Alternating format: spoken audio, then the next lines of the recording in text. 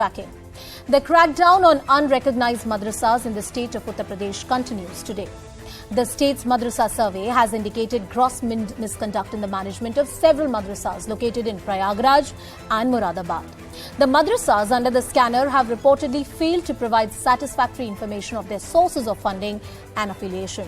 Remember, the survey had 11 points in it, and two most important among them were about disclosing the source of funding and affiliations. 800 madrasas in 20 districts across the state have been deemed unrecognized, and the survey will continue until the 20th. That's the question we ask, that is the law finally catching up in the state of Uttar Pradesh? What is it that the experts can tell us, and more importantly, what are the plausible actions of, the key actions that the state government can take? The state government says we are not against madrasas, but we want a certain kind of procedure, we want a certain kind of structure under which they are going to operate. Joining us on this very important debate is Mr. Tushar Gupta, who is the senior editor of Swaraj magazine. Atikur Rahman, who is an Islamic scholar, is also joining us on this entire debate. Mr. Atikur Rahman, I'm coming to you first. How do you see the action of the UP government? They say there are many madrasas where the source of funding and their affiliations are not known. Anusha, since 3 or 4 years, the UP government, mainly Yogi Adityanath, the chief minister, is going round and round saying that they want to modernize madrasas. They want to, create some kind of a legality. The illegal madrasas are there. But we are not seeing any of these arguments the light of the day. Now again, the survey has come in wherein the madrasa officials have gladly invited the state officials to come into it, make a survey. All the 11, 12 points, whatever they are, they have been, addressed to. And now since, I think some 15 days back, this began.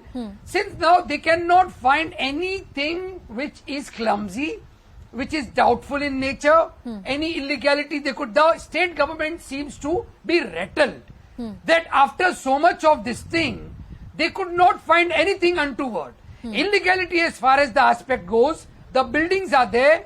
Are the madrasas the only buildings in the state which are illegal? According to the Delhi chief minister, if they go about illegality in the structures, half of Delhi will be wiped off, bulldozing it. So why only single out the madrasas? If we want to really modernize the madrasas, the white paper of the state government, we are looking towards, if they are having any white paper, they should present it. Okay, Tushar Gupta, why are the madrasas being singled out? There are various illegal structures across the country. There is no audit of any other religious structures which is being done. Why madrasas are under the target, quote unquote, what Mr. Rahman is arguing? Respond to that.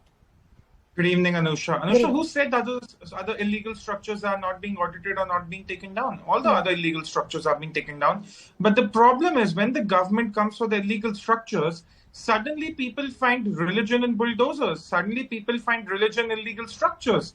Suddenly people find religion in illegally occupied spaces. Now coming to the question of the madrasas, there are over 16,000 registered madrasas in Uttar Pradesh alone. There are more than 40 million people who are Muslims in Uttar Pradesh alone. Now is someone going to really tell us that all the madrasas are being shut down by the government in UP? Absolutely not. Are Muslims being singled in UP? Absolutely not.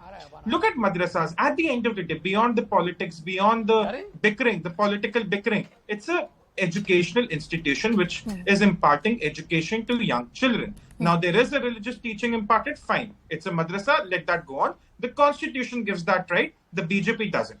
Fair point. But at the same time, the government has to ensure, which is funding these madrasas or supporting these madrasas in whatever way, or even the madrasas it is not supporting, that there is some structure when it comes to how these madrasas are being funded, the infrastructure, are there advocate toilets, classrooms, blackboards, teachers? No, Tushar, I want to bring in another aspect. I want to bring in another aspect as well, in addition to what you're already saying. And Rahman Sir, please respond to this. One cannot deny the fact that there are certain institutions or so-called madrasas that run in the country that propagate a very extremist Wahhabi ideology. And yes, Tushar, make your point, then I'll take in Mr. Rahman. Go ahead. Anusha, I'm coming to that. Now, the government wants to start with ensuring the infrastructure is adequate. The children are being imparted the right education. We want them to have the religious teaching, yes, but we also want them to keep up with the NCERT curriculum, which is important when they go out when they're 16 or 18 years old. Now, coming to the very important part, in the lieu of what has happened lately with the PFI involvement in several places, with the religious teachings, with the radicalization going on, it is very important for the government to have at least on paper, on record, what is going on in these madrasas. What is so wrong about it? Do we want any madrasa to come up where radicalization is being propagated? Absolutely not. So this is also one very important aspect. It's not about singling out any community or the madrasas as a whole. It's just having the record where what is being taught and it's not being radicalized. Mr. Rahman, even if I were to address your argument head on, that they are being singled out, let me argue this to you rather provocatively. Not that I agree or disagree with this entire argument. It's just a question that I want to ask you. You can't deny the problem of radicalization. You can't deny the fact that there are certain so-called madrasas that run in the country where Wahhabi or extremist ideologies are being propagated.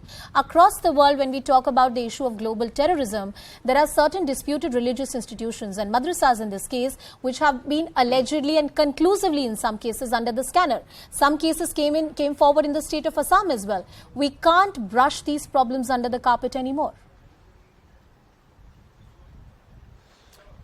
Anusha, for your kind information, or what should I say, no madrasa within the borders of Indian government, the Indian state, teach anything radical, no Wahhabism, nothing of that sort.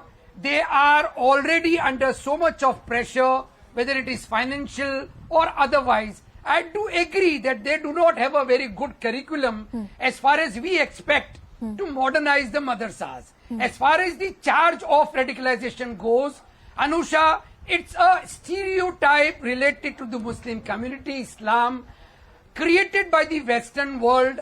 I do agree when the Kerala governor points out this. He also mentions some books, 2 books mentioned, and those 2 books are written by the Pakistani authors. That's right. I do agree that Pakistan and Afghanistan madrasas were misused or utilized for the sake of the US government as far as the Cold War was going on in the 1980s till recently. But in India, let me assure you, the madrasa officials are on record. They have shown to the government under no circumstances their syllabi do carry on any Wahhabi teaching, and the Wahhabi teaching, if it is at all, it is not having any terrorism in it, Anusha. Now, to charge a particular community and the madrasas with these, claims which have no proof. Okay, no, sir. With due respect, Tushar, I'm coming to you. Mr. Rahman sir, with due respect, when we ask questions, the attempt is not to label the community. The attempt is that all the arguments which are there in a public discourse are answered by a scholar like you, which is very important. That being said, I do think that Tushar has a couple of points to make. Tushar, is there a stereotype which is being played out? And I'm talking about public discourse, mainstream media, everywhere.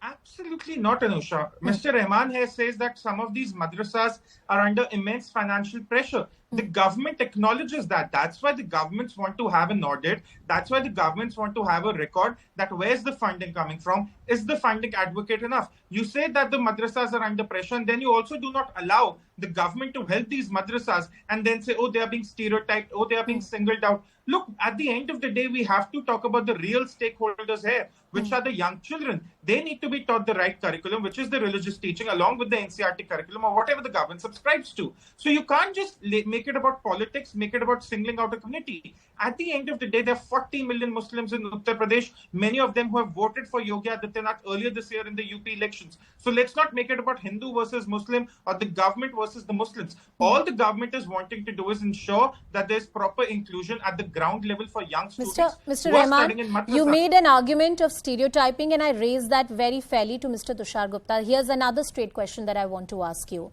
That whenever there is any kind of audit, check or any kind of regulation that the government wants to put across, there's a certain sense of victimhood which is being claimed. Respond to that. Absolutely.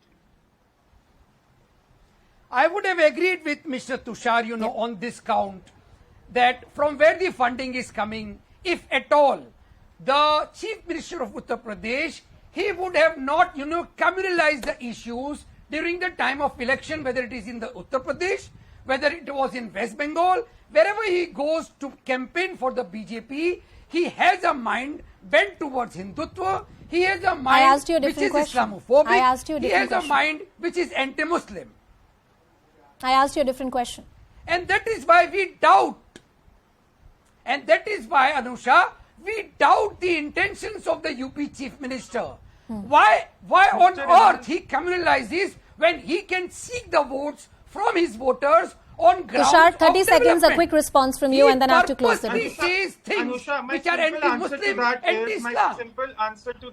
My simple answer to Mr. Rahman is, the future of young Muslim boys and girls cannot be held slave to the perceptions and politics of the likes of Mr. Rahman here. They say that the madrasas are under pressure, but they do not allow the government to help them. They say they need support and inclusion, they do not allow the government to help them. So this entire political bickering needs to stop. Okay. Children, young Muslim boys and girls need to be stopped making a victim of the politics practiced by Mr. Rahman. If the government wants to do an audit, they want to figure out the source of funding, I think any elected executive of government of the day has the right to do so. If any community, any section of a population feels that the government action is not right, you have the constitutional courts of this country to challenge that action. On that note, Mr. Tushar Gupta and Mr. Atikur Rahman, thank you so much for joining us on the broadcast. Thank you for giving us your time. All eyes on the UP government. What action are they likely to take? That and much more lined up on the other side of a quick break.